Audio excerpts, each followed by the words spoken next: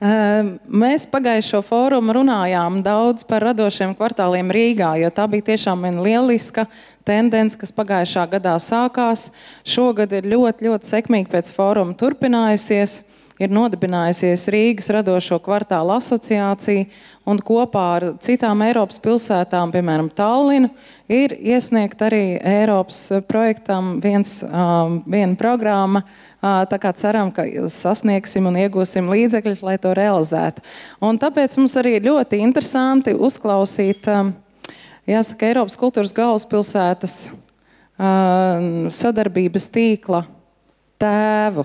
Tā viņu visi domās sauc, nav gan nekādas vēlēšanas bijušas.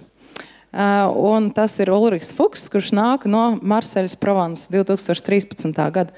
I just said that you're in a way father of our network. Sacīja, ka savā ziņā jūs esat mūsu sadarbības tīkla tēvs, bet, protams, nebija nekāda vēlēšana, un tas ir tad jautājums.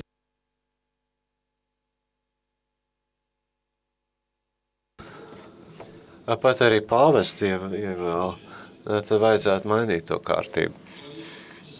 Jūs redzējāt, ka es jums nevaru pastāstīt par programmu vai projektu, kas jau ir gūs panākums, kā tas bija Eiropas kultūras.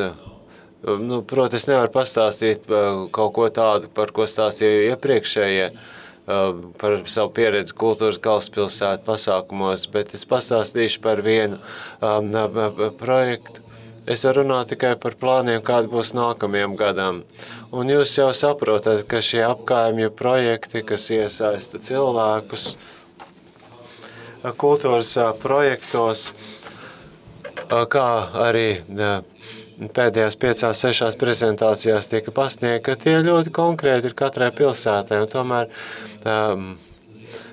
tām visiem projektiem ir vieni un tie paši mērķi un vieni tie paši panākumi. Tie patiešām ir tādi panākumiem bagāti un tie veiksmīgi iesaistījuši cilvēkus kultūras procesos. Un mēs to darīsim savā ziņā, tas, ko mēs plānojam Marseļā. Es neatkārtošu to, ko nu pat jau par to uzzinājāt, bet varbūt kaut kādas atšķirīgas pieejas, varbūt es jums varētu raksturot, par tām pastāstīt, kuras mēs izmēģināsim 2013.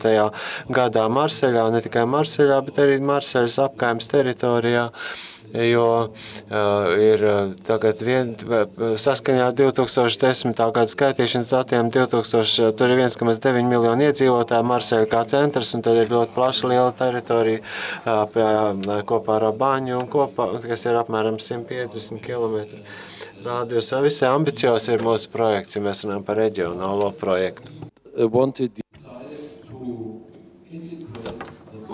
Mēs nolēmām integrēt kultūras projektus pašreizējos pilsētas attīstības projektos. Mēs izlēmām izmantot 6 vietas, patiesībā 8 vietas Marseļas teritorijā, kur notiek lieli tādi urbānās renovācijas projekti. Un mēs centāmies saistīt šos attīstības projektus un savu apkaimju vai kvartālu attīstības projektus un piedalīšanās projektus. Kādēļ? Jo tas mums ļāva uzaicināt māksliniekus ar starptautisku atpazīstamību no Eiropas, no vidusjūras valstīm, lai viņi mākslinieciski varētu piedalīties šajos atjaunošanas projektos un arī, lai iesaistītu šo projektu iedzīvotājus renovāciju procesā un arī, lai varētu izmantot finansējumu, gūt labumu no tā finansējuma, ko pilsētas vadība iegulda šajā atjaunošanā. Taču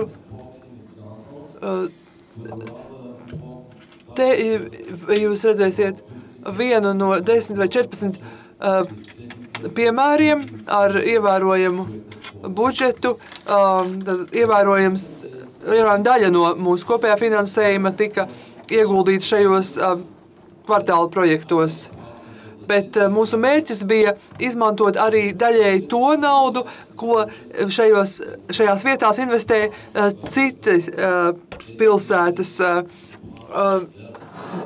administrācijas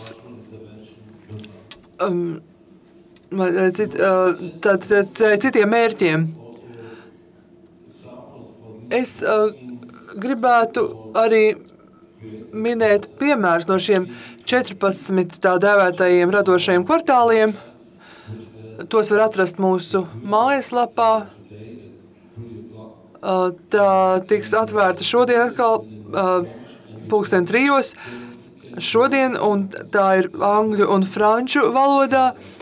Un jūs varat apciemot katru no šiem 14 radošajiem kvartāliem, kur piedalās rāda mākslinieki un tā joprojām. Vēl viena raksturīga pazīme šim projektam bija tā, ka mums bija jāplāno šis process pirms sākās Eiropas kultūras galvaspilsētas darbība. Tad šie projekti sākās 2011. 2012. gadā. Un šo aktivitāšu rezultāti būs redzami Eiropas kultūras galvaspilsētas programmā 2013. gadā. Tas ir ilgtermiņa process. Daži no šiem projektiem nebeigsies 2013. gadā, bet turpināsies līdz 2014. 2015. gadam. Tā kā tas ir process, kurā notikusi ilgtermiņa plānošana, un dažkārt arī ir radušās grūtības šajā sakarā. Man ir privilēģija parādīt jums piemēru no citas Eiropas kultūras galvaspilsētas, tā kā es biju atbildīgs arī par Lincu. So you see, Te jūs redzat projektu, kas tika īstenots Lincā 2009. gadā no jūnija līdz septembrim. Ir ēka, kas saucas Bellevue, dzeltenā māja attēlā, kas bija tāds īslaicīgs arhitektonisks risinājums, izveidots pilsētā. Šajā vietā tika būvēta ārgaitas šoseja. Un tā bija tāda esoša platforma šim projektam, un arhitekti izveidoja šo ēku. Un tā bija platforma, kurā norisinājās viss. Tur bija virtuves ateljē, kulinārijas darbnīca, iespējas nodarboties ar dārzkopību, mūzikas izrādes. Tā bija platforma vietējai kultūrai. Aplūkojiet attēlus, un, ja jūs tas interesēs, tad jūs varat apmeklēt šo mājaslapu. Tā joprojām pastāv. Tas bija tāds veiksmīgs projekts, kas tika īstenots publiskajā telpā 2009. gadā. Apmeklējiet mājaslapas un detaļas iepazīsiet tur. Es ilgāk vairs nerunāšu. Paldies!